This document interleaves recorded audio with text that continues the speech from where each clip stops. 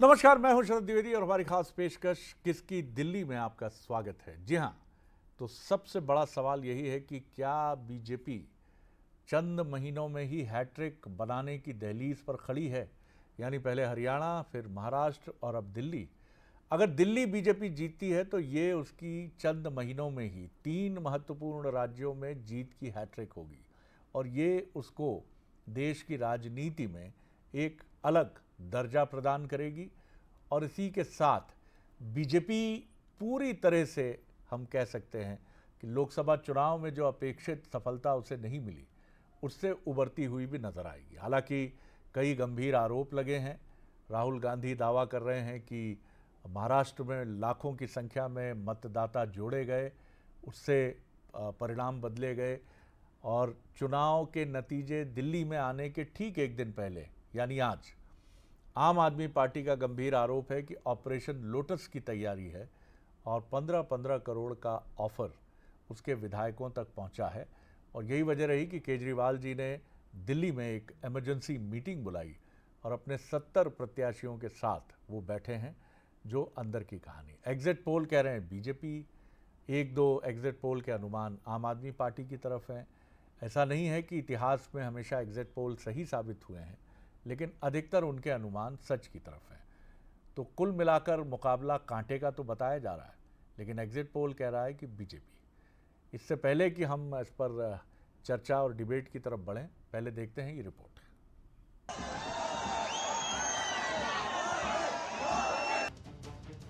नतीजों को बस कुछ घंटे बाकी हैं और दिल्ली की फिजा इस बार बदली बदली हुई नजर आ रही है। कम से कम एग्जिट पोल तो यही कह रहे हैं। दिल्ली विधानसभा चुनाव को लेकर किए गए 10 में से 8 एग्जिट पोल इस बार दिल्ली में बीजेपी को बढ़त बता रहे हैं और अंदाजा लगाया जा रहा है कि दिल्ली में बीजेपी का 27 साल का सूखा खत्म हो सकता है। दावे प्रतिदावे के बीच शिकवा शिकायतों और हॉर्स ट्रेडिंग की बातें भी शुरू हो गई हैं, जो बताता है कि इस बार मुकाबला कांटे का है। देखिए, हमारे 7 ऐसे विधायक जो आम आदमी पार्टी के सिंबल पे चुनाव लड़े, उनको संपर्क किया गया, 15-15 करोड़ रुपए का ऑफर दिया गया और ऑपरेशन लोटस चला के तोड़फोड़ करके दिल्ली में चुनाव का परिणाम आने से पहले भारतीय जनता पार्टी ये खेल करना शुरू कर चुकी है। हमने अपने विधायकों को साफ तौर पे कहा है, जो भी ऐसी कॉल आए उसको रिकॉर्ड कीजिए, जो भी ऐसे लोग आपसे मिलने के लिए आए उनका वीडियो रिकॉर्डिंग कीजिए हिडन कैमरा लगा के, और इसके पूरे साक्ष्य हम मीडिया के सामने, देश के सामने रखेंगे। इधर एग्जिट पोल के साथ साथ नतीजों को लेकर नेता ज्योतिषियों के भी चक्कर लगा रहे हैं। दिल्ली में इस बार 70 विधानसभा सीटों के लिए कुल 699 उम्मीदवारों की किस्मत दांव पर लगी है। आप प्रमुख और पूर्व सीएम अरविंद केजरीवाल पर सभी की नजर है। वो खुद ही इस बार नई दिल्ली में त्रिकोणीय मुकाबले में फंसे हुए दिख रहे हैं। हालांकि अपनी अपनी जीत को लेकर बीजेपी और आपके साथ कांग्रेस के भी दावे हैं।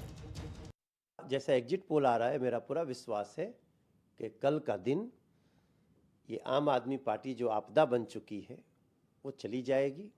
भारतीय जनता पार्टी कल से दिल्ली को सजाने के लिए, दिल्ली को दुनिया की बेहतरीन राष्ट्रीय राजधानी क्षेत्र बनाने के लिए काम शुरू कर देगी। दिल्ली के अंदर आम आदमी पार्टी 50 से ज्यादा सीटों पर कन्फर्म जीत हासिल करने जा रही है। करीब 7-8 सीटों पर काफी क्लोज फाइट दिख रही है। आम आदमी पार्टी को दिल्ली की जनता ने सरकार बनाने के लिए अपना मैंडेट दिया है और आम आदमी पार्टी दिल्ली के अंदर सरकार बनाएगी। दिल्ली के विधानसभा चुनाव न केवल दिल्ली बल्कि कई मायनों में देश की सियासत के लिहाज से भी काफी अहम है। खासतौर पर इंडिया ब्लॉक की राजनीति को लेकर दिलचस्प समीकरण बन रहे हैं। आपकी हार और जीत से इंडिया गठबंधन की राजनीति खासी प्रभावित हो सकती है। Bureau report, Bansal news. तो आपने देखा कि ये वो कहानी है जो दिल्ली इस समय अपने सीने के भीतर समेट कर चल रही है। इलेक्ट्रॉनिक वोटिंग मशीन में बंद हो चुका है मतदाताओं का मन और ये खुलेगा शनिवार सुबह से। तो क्या नतीजे होंगे, कैसे नतीजे होंगे, देश की राजधानी आम आदमी पार्टी का फ्यूचर क्या होगा, कांग्रेस किस तरह से इस चुनाव में नज़र आएगी, और सबसे महत्वपूर्ण बात क्या है, भारतीय जनता पार्टी जिसकी नाक के ठीक नीचे दिल्ली में आम आदमी पार्टी सरकार बनाती चली आई है और इस बार फिर खम ठोक रही है, क्या बीजेपी इस बार अपने सूखे को ख़त्म करेगी? जो मेहमान हमारे साथ हैं उनसे मिल लीजिए। हमारे साथ हैं ज्योतिषाचार्य, जिनकी लगभग जितना मेरा अनुभव रहा है, आप ज्योतिष को जिस रूप और स्वरूप में देखें वो आप पर मैं छोड़ता हूं। मैं कोई टीका टिप्पणी नहीं करूंगा, लेकिन उन्होंने जो भी कहा है वो लगभग सत्यांश के निकट रहा है। ऐसे पंडित ज्योतिषाचार्य प्रिया शरण त्रिपाठी जी, बहुत स्वागत करता हूं उनका मैं। बहुत स्वागत है आपका। विजय उपाध्याय जी हैं, वरिष्ठ पत्रकार हैं, लखनऊ से हमारे साथ हैं, उनका स्वागत है। और अमित चौधरी हमारे साथी दिल्ली से लगातार हमारे साथ बने। अमित, एक क्विक कमेंट आपका लेकर मैं मेहमानों की तरफ आऊँगा। किस तरह का घटनाक्रम है? आज दिल धड़क रहे होंगे, मिठाई की दुकानों पे ऑर्डर देने के लिए कौन सी पार्टी आगे रही, या कॉन्फिडेंस दिखाने के लिए या ओवर कॉन्फिडेंस दिखाने के लिए कि चंद हज़ार रुपए में क्या फ़र्क पड़ता है, आखिर ऑर्डर देने में तो पहुंचना ही चाहिए। क्या मंजर रहा, आपने क्या देखा? आज की दिल्ली किस तरह की दिल्ली नज़र आई आपको? जी जी। बिल्कुल, आपने सही कहा कि देखिए मिठाइयों का तो ऑर्डर लगातार, चाहे आम आदमी पार्टी हो या बीजेपी, सभी अपने तरीके से दे रही है। लेकिन जो सबसे अहम है, जो कल से ही सामने आया है वाकया, वो ये है दरअसल जी जा रही है जिसमें 15 करोड़ का जी वो बीजेपी पर लगाया जा रहा है कि देखिए रिजल्ट आने से पहले जो आम आदमी पार्टी के प्रत्याशी हैं उनको फोन गया और उन्हें कहा गया कि आपको 15 करोड़ दिए जाएंगे, आपको हमारा सरकार बन रहा है, आपको मंत्री बनाएंगे, आप हमारे पास आइए, हमारे पार्टी को ज्वाइन करिए। जिसको लेकर सुबह सुबह अरविंद केजरीवाल के आवास पर एक बैठक भी बुलाई गई थी, जो सभी प्रत्याशी उस बैठक में थे। जिसके बाद देखिए बीजेपी ने सीधे तौर पर एलजी को लिखा एक लेटर और एलजी ने आदेश किया, एसीबी को कहा कि आप जांच करिए। एसीबी की टीम बाकायदे अरविंद केजरीवाल के आवास पर पहुंची थी, जो उनके विधायक सोशल मीडिया पर ट्वीट बयान किया था, उनसे भी पूछताछ के लिए पहुंची थी। और जो आम आदमी पार्टी के राज्यसभा सांसद है संजय सिंह, उन्होंने कहा कि देखिए मैं तो अमित जी, मैं लौटता हूं। अभी थोड़ा सा आपका फ्रेम थोड़ा फ्रीज हुआ है, तो मैं आपको लौटूंगा थोड़ी देर से आपकी तरफ। चलिए, इस समय सीधे पहले ज्योतिषाचार्य हमारे प्रिया शरण जी की तरफ ही मैं चलना चाहूँगा। त्रिपाठी जी, आपने लोकसभा चुनाव को लेकर जो भविष्यवाणी की थी वो बिल्कुल ठीक थी। T20 वर्ल्ड कप को लेकर आपने जो हमारे फोरम पर बात की वो बिल्कुल ठीक थी। मध्य प्रदेश विधानसभा के इलेक्शंस, छत्तीसगढ़ के इलेक्शंस को लेकर जो बात आपने कही थी वो बिल्कुल ठीक थी। मैं कोई आपका विज्ञापन नहीं कर रहा हूं, लेकिन आपने जो बातें कहीं वो बिल्कुल सत्य रहीं। अब किस तरह की स्थितियां आप देखते हैं दिल्ली को लेकर, और क्या ग्रह गोचर क्या कह रहे हैं दिल्ली को लेकर? जी। आप ये 2 अंक लिख लीजिए, कार्यक्रम के अंत में इसका खुलासा करेंगे। जी। सीटों में 53 सीट और समय में 4:10। 53 सीट 4:10। ठीक है, लिख लिया मैंने। जी जी हाँ जी। मुझे कल रात को 9:37 में एक बड़े पत्रकार का फ़ोन आया कि भाई पंडित जी, हम कल एक शो पर बैठेंगे और चर्चा होगी दिल्ली की। तो मैंने उसी समय एक प्रश्न लगाया कि भाई जो जीतेगा वो कितनी सीट लाएगा और कौन सी घड़ी होगी जब वो जीत की घोषणा हो जाएगी। तो वो जो मैंने प्रश्न कुंडली लगाई उसके हिसाब से जीतने वाले को 53 सीटें आ रही हैं और लगभग 4:10 के आसपास में उसके पहले जीत का फैसला हो जाएगा। ये दो चीजें अभी कार्यक्रम के दौरान अंत में हम आपको बताएंगे कि ये 53 सीटें किसकी आने वाली हैं। ये मेरे अब गणित है और गणित बिल्कुल सीधा है। आपका ही फोन आया था कि भाई हम कल शो में बैठेंगे तो आप तैयार रहिएगा। बस वो उस समय पर ही अपन ने एक रमन लगाया था और उस रमन का मसला ये रहा कि 75.72% जीत की संभावना है और उसका समय लगभग 90.87% होगा, जिसका मतलब ये हुआ कि लगभग 4:10 में सोचूं कि जो स्टैंडर्ड टाइम है 5 बजे, उसको देख करके लगता है तो 4 बजकर या 4 बजे के पहले आपको पूरी सीटों का स्पष्टता दिखाई पड़ जाएगी कि 53 सीटें फलाने को मिली। ये तय रहा जी। कि जो जीतेगा उसका लगभग जो आंकड़ा है वो 53 सीटों का होगा। और समय जो है वो 90% समय लग रहा है, मतलब जो टक्कर होगी वो कांटे की होगी, मतलब बहुत आसान सी जीत नहीं होने वाली है। इसीलिए केजरीवाल जी कह रहे हैं कि कुछ गड़बड़ भी हो जाए तो ऑपरेशन लोटस की तैयारी भी हो जाए तो कोई हैरत नहीं है। और ये अच्छी खबर लेकिन आपने सुनाई कि जो भी आएगा वो बहुमत से आएगा। ये अगर हम प्रिया शरण जी की इस भविष्यवाणी को कल सच होते हुए देखेंगे तो ये अच्छी खबर है आज कि जो भी आएगा बहुमत से आएगा और मतदाता के मन में अब डायलेमा नहीं होता है। ये बात तो हमने नतीजों में देखी है कि अब पार्टियों को लटकाता नहीं है, वो पूरा बहुमत देता है, कहता है काम करिए, आप ही जिम्मेदार होंगे इसके लिए।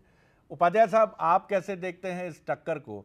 एक भविष्यवाणी तो सामने आ गई है, 53 सीट की, कार्यक्रम के अंत में खुलासा होगा कि वो पार्टी कौन सी होगी। जी जी देखिए, ये ज्योतिषाचार्य जी जो कह रहे हैं ये तो मीडिया में रिपोर्ट साफ साफ आ रही है, एग्जिट पोल आ चुका है कि जो आएगा बहुमत से आएगा।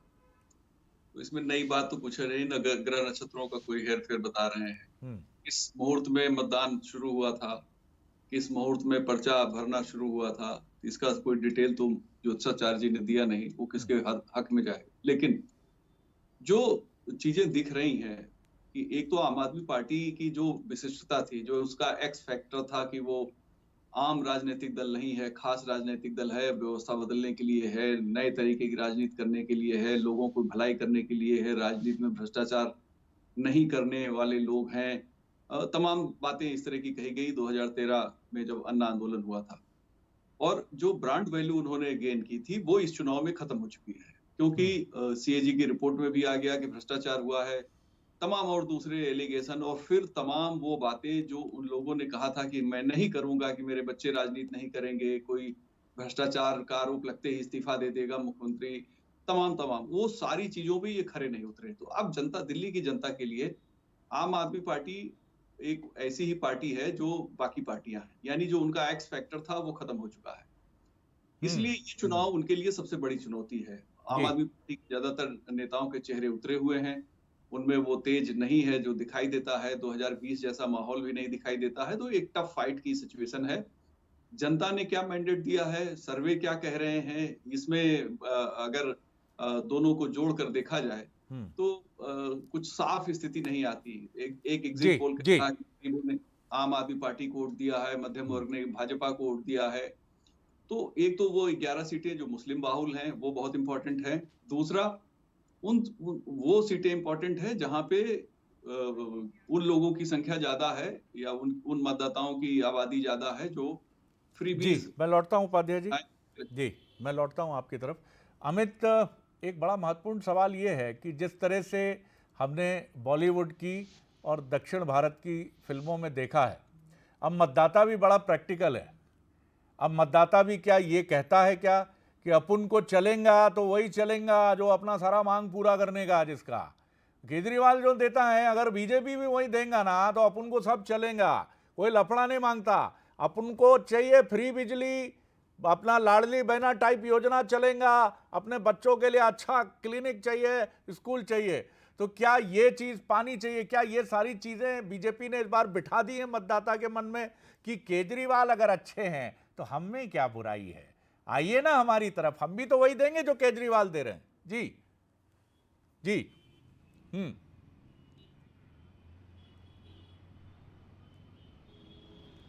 बिल्कुल, देखिए एक प्रयास तो ऐसा ही किया गया है कि आइए ना हमारे तरफ, हमें क्या दिक्कत है, हम ही वही देंगे।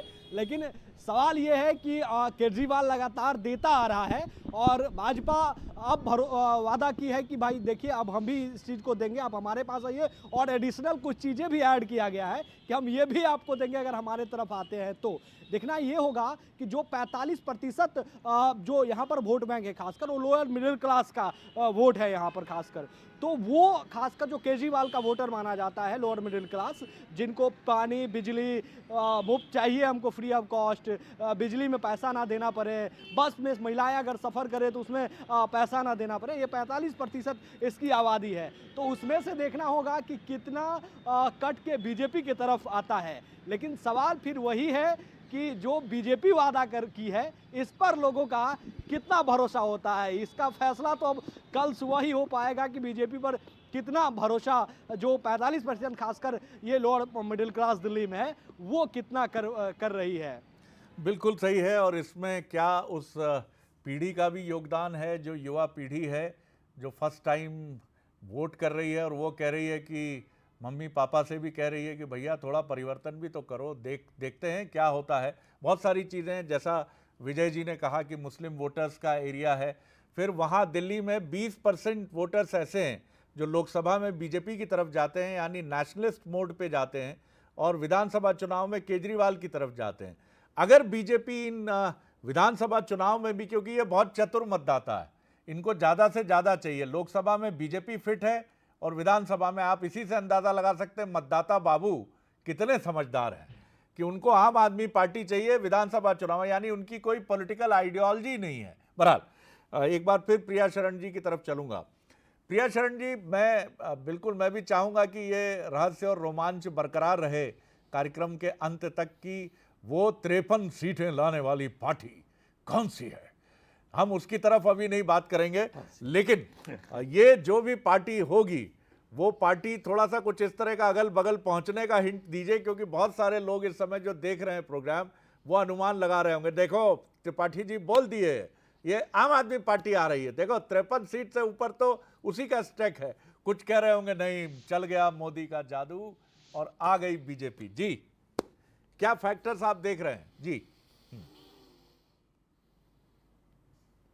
मुझे ऐसा लगता है कि 25 फैक्टर हैं जिसके आधार पे अभी उपाध्याय जी पत्रकार महोदय कुछ कह रहे थे। तो ज्योतिष का भी अपना एक आधार होता है ना? जी, और जी। अनावश्यक या इस तरह से तो कुछ नहीं होता है, उसका एक बड़ा आधार होता है, गणनाएं होती हैं। 25 फैक्टर पे इसकी गणना होती है जी। और 25 फैक्टरों में गणना करने के बाद नीचे साइन होता है कि भाई इतना। तो मुझे ऐसा लगता है कि परिवर्तन तो संभाव्य है, इसलिए परिवर्तनों का सम्मान करना चाहिए जी। और ये परिवर्तन आपको दिखाई पड़ेगा। बस ये आपने बहुत इम्पोर्टेंट एक पॉइंट रेज किया है। उपाध्याय साहब, आप भी कुछ इसी तरफ हिंट कर रहे थे, जैसा एग्जिट पोल के अनुमान भी बता रहे थे, परिवर्तन।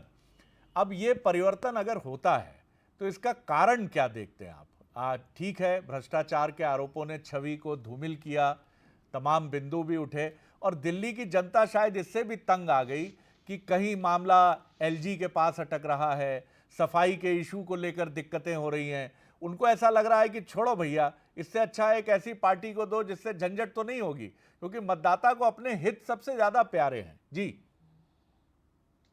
देखिए, ऐसा है कि संभावना ज्यादा इसी बात की है कि सत्ता परिवर्तन होगा। जी, ज्यादातर एग्जिट पोल यही कह रहे हैं और माहौल भी ऐसा दिखाई दे रहा है। और दूसरा, जो पतन हुआ है आम आदमी पार्टी के, जो उनका कैरेक्टर है, उसका बहुत बड़ा हाथ होगा। आप खेल नहीं सकते हैं। जितने भी इश्यूज आम आदमी पार्टी ने दिल्ली में उठाए, खासतौर पे एलजी से जुड़े हुए केंद्र सरकार पे आरोपों के, पहले कहते थे दिल्ली नगर निगम हमारे पास नहीं है, अगर वो होता तो हम बहुत अच्छा काम कर सकते थे। वो कूड़े के पहाड़ ढेर से जाके उन्होंने अपने कैंपेन शुरू किया था। तब उनके पास दिल्ली नगर निगम भी था, दिल्ली की सरकार भी थी, लेकिन काम के बजाय वो टकराव को ज्यादा प्रचार करते रहे और टकराव जानबूझकर करते रहे। एक स्ट्रेटजी इनकी हमेशा रही है, ताकि जनता को लगे कि हम काम करना चाहते हैं लेकिन हम काम नहीं कर पा रहे हैं। दरअसल इंफ्रास्ट्रक्चर का क्या काम किया दिल्ली में, ये सवाल सबसे बड़ा है कि जहाँ पे ट्रैफिक जाम की समस्या है, लोगों को जो बुनियादी सुविधाएं हैं उसमें दिक्कतें हो रही, बिजली सड़क पानी तो छोड़ दीजिए, यानी पानी आपने कह रहे हैं फ्री दे दिया, लेकिन पानी की अवेलेबिलिटी कितनी है? बिजली आप दे रहे हैं तो बिजली देने के लिए आपने जो नियम बनाए हुए हैं, चलिए ठीक है आप फ्री दे रहे हैं, लेकिन एडिशनल क्या कर रहे हैं? क्या सिर्फ इसी से दिल्ली चल पाएगी? हमारे देश की राजधानी दिल्ली है और दिल्ली में अगर आप ओवरब्रिज नहीं बना रहे हैं और नए इंफ्रास्ट्रक्चर, अर्बन इंफ्रास्ट्रक्चर नहीं क्रिएट कर रहे हैं, तो उससे आपको कोई ज्यादा फायदा नहीं होने वाला है। सिर्फ ब्रांडिंग करने से चीजें ठीक नहीं होती हैं और ब्रांडिंग करने के चलते आपने 3 चुनाव जीत लिया। इस चुनाव में बहुत ही मुश्किल वक्त से गुजर रहे हैं केजरीवाल। और मैं बताऊं, अगर केजरीवाल की सरकार बनी तो यदि बनती है तो एक नया थर्ड फ्रंट देखेंगे जो कांग्रेस को घेरेगी, जिसमें ममता बनर्जी भी हो सकती हैं, अखिलेश यादव भी रहेंगे, स्टालिन भी हो सकते हैं और केजरीवाल भी हो सकते हैं। और अगर नहीं बनी तो इनके लिए बहुत दिक्कतें हैं, कितने लोग पार्टी के साथ रहेंगे, कितने लोग पार्टी छोड़ देंगे, क्योंकि इस तरह की जो पार्टियां हैं उनका बहुत अस्थायित्व उनमें नहीं होता है। पंजाब सरकार के साथ आम आदमी पार्टी के रिश्ते क्या रहेंगे, बहुत से ऐसे सवाल खड़े हो जाएंगे। तो मैं तो ये देख रहा हूं कि कल के रिजल्ट के बाद चीजें क्या होने वाली हैं, और जो रिजल्ट अगर इनके पक्ष में आया तो निश्चित तौर पे ये कांग्रेस को घेरेंगे, बीजेपी पे अटैक करेंगे, लेकिन इनका घेरेबंदी इनकी कांग्रेस की रहेगी, क्योंकि इनको लगता है कि कांग्रेस ही वो पार्टी है जो इनके वोट को वापस खींच सकती है, जैसा इस चुनाव में भी शुरू में दिखाई दे रहा था। बिल्कुल। तो और जी सामने मैं लौटता हूँ विजय जी आपकी तरफ। महत्वपूर्ण बात यह भी है कि अगर केजरीवाल, हमारी शुभकामनाएं बीजेपी, कांग्रेस और आम आदमी पार्टी तीनों के साथ है, अच्छा प्रदर्शन करिए, लोकतंत्र को मजबूत करिए, लेकिन जीतेगा तो कोई एक ही, आएगा तो कोई एक ही, या फिर बहुत क्लोज फाइट में आप ये कह सकते हैं कि खींचतान भी हो सकती है। लेकिन अगर केजरीवाल जी कामयाबी नहीं हासिल करते हैं तो विपक्ष को एक मजबूत नेता मिल सकता है, और उस स्थिति में केजरीवाल जी शायद दिल्ली यानी नेशनल पॉलिटिक्स की राह चुन सकते हैं, और वो संसद में, उच्च सदन में जाना पसंद कर सकते हैं, करना भी चाहिए उनको, क्योंकि इस समय जिस तरह इंडिया गठबंधन में दरारें हैं और जिस तरह से हम देख रहे हैं कि मजबूत नेता विपक्ष का राहुल गांधी अपनी पूरी कोशिश कर रहे हैं, लेकिन कंधे से कंधा मिलाकर दो लड़कों की जोड़ी की बात हुई अखिलेश राहुल की, लेकिन वो उतनी कामयाब नहीं दिखी है। अमित, आप दिन भर दोनों पार्टियों के कार्यालय में गए होंगे, थोड़ा एक साइकोलॉजिकल एनालिसिस भी होता है कि किसके चेहरे पे क्या लिखा देखा आपने? जी देखिए, मैं बीजेपी भी गया था, आम आदमी पार्टी भी गया था और कांग्रेस भी गया था। बीजेपी भी दिख रही है पूरी तरीके से कि आश्वस्त कि हम सरकार बना रहे हैं। कहीं ना कहीं आम आदमी पार्टी को भी लग रहा है कि हम सरकार बना रहे हैं, लेकिन डर सता रहा है कि हमारी पार्टी के नेता जो चुनाव जीत कर आएंगे कहीं वो टूट ना जाए, ये डर भी सता रहा है, जिसका आज तमाम जो रसाकसी देखने को मिला। सुबह से ही रसाकसी बना रहा है, एसीबी की जांच लास्ट में हो गई, पूछताछ शुरुआत हो गई। तो बीजेपी और आम आदमी पार्टी दोनों पार्टी जो है वो आश्वस्त नजर आ रही है कि हम सरकार बना रहे हैं। कांग्रेस कहीं से इस दौर में नहीं है कि हम सरकार बना लें। हालांकि कुछ सीटों पर जरूर है कि कांग्रेस के उम्मीदवार ने मजबूती से वहां चुनाव लड़ा है, और खासकर जो 9 सीट मुस्लिम बहुल सीटें हैं उस सीट पर राहुल गांधी भी जाकर जमकर प्रचार प्रसार किए हैं। तो ये फैक्टर होगा, क्योंकि एक सबसे अहम फैक्टर है कि इस दिल्ली के इस चुनाव में 2025 के विधानसभा चुनाव में कि कांग्रेस जितनी मजबूती से दिल्ली में विधानसभा चुनाव लड़ी है, वो जितना लड़ना और जितना वोट लेने में तब्दील हो पाएगा उतना सीधे तौर पर बीजेपी को फायदा पहुंच रहा है। तो ये कहना इसमें कहीं कोई दिक्कत नहीं होगा कि कुछ सीटें ऐसी हैं जिस पर कांग्रेस पूरी मजबूती से लड़ी है। हालांकि जो उनके स्टार प्रचारक थे वो लेट से मैदान में आए, लिहाजा 3-4 दिन का वक्त तो बच गया था। जब वो प्रचार में आए उनके स्टार प्रचारक, चाहे वो मल्लिकार्जुन खड़गे की बात करें, राहुल गांधी की बात करें या प्रियंका गांधी की बात करें, ये सब 3-4 दिन पहले मैदान में आए, लेकिन जोर आजमाइश जबरदस्त किया कांग्रेस ने भी। जी हाँ, और हमने आपको ये भी बताया कि मुख्यमंत्री बीजेपी के लिए, अगर बीजेपी की बल्ले बल्ले होती है दिल्ली में, तो विधूड़ी साहब हैं, रमेश विधूड़ी जी हैं, और साहिब सिंह वर्मा जी की विरासत का आगे बढ़ाने की कोशिश करने वाले उनके परिवार से आने वाले हैं जो प्रवेश वर्मा जी हैं। तो ये जो नाम है, और इसमें युवा चेहरे पर बीजेपी दांव खेल सकती है, ऐसा माना जा रहा है अगर सरकार बनाने लायक बहुमत मिलता है। अब त्रिपाठी जी की तरफ चलते हैं उस रहस्य से पर्दा हटाने के लिए, और क्या मुख्यमंत्री के तौर पर भी अगर ये पार्टी बीजेपी होती है तो रहस्य से पर्दा हटाइए, फिर एक छोटा सा सप्लीमेंट्री होगा, वक्त कम है इसलिए थोड़ी सी शीघ्रता का आग्रह है। जी जी देखिए, बहुत साफ तौर पे रहस्य का पर्दा तो आपने उठा ही दिया। मैंने कहा था कि 4:10 53 सीटें इसे लॉक कर दीजिएगा। 4:10 से पहले 53 सीटों से बीजेपी आगे रहेगी लगभग, है ना। इसका मतलब ये हुआ कि सत्ता ने अपनी विश्वसनीयता खोई है। दशमाधिपति अपने स्थान से 6ठे स्थान में, भाग्येश राहु से आक्रांत। तो मुझे ऐसा लगता है कि आम आदमी पार्टी के अपना जो काडर है वो उन पर विश्वास या भरोसा नहीं किया, और यही उसकी बड़ी वजह हो सकती है। तीसरी बात कि इसका मुख्यमंत्री कौन होगा ये कहना कठिन है, पर मुझे ऐसा लगता है कि साहिब सिंह वर्मा के जो सक्सेसर हैं उनकी संभावनाएं बहुत ज़्यादा है। बिल्कुल बिल्कुल, आपने ठीक कहा। इस पर उपाध्याय जी का एक क्विक कमेंट ले लेता हूं। तो पर्दा हट चुका है, बीजेपी हो सकती है ये पार्टी, ये तो एग्जिट पोल भी कह रहे हैं और हमारे दिग्गज ज्योतिषाचार्य त्रिपाठी जी भी कह रहे हैं और उपाध्याय जी भी कह रहे हैं। हालांकि चौधरी साहब अपनी राय अभी अपने दिल के भीतर समेटे हुए हैं। जी उपाध्याय साहब बताइए।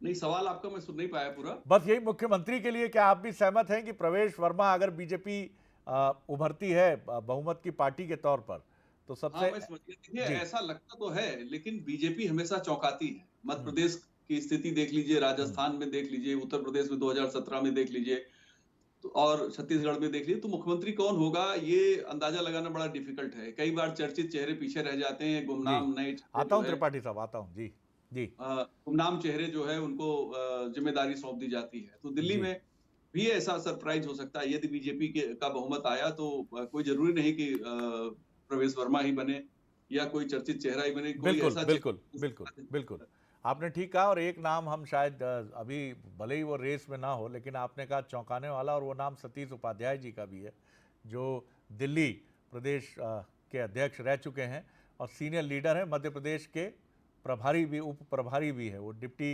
इंचार्ज भी हैं मध्य प्रदेश के। तो वो एक सीनियर लीडर हैं, संगनिष्ठ सोच के धनी हैं, पर्दे के पीछे काम करने के महारथी हैं। तो आमतौर पर बीजेपी ऐसे चेहरों पर भी भरोसा करती है। त्रिपाठी साहब बहुत कम वक्त है, अपनी बात कह लें जी।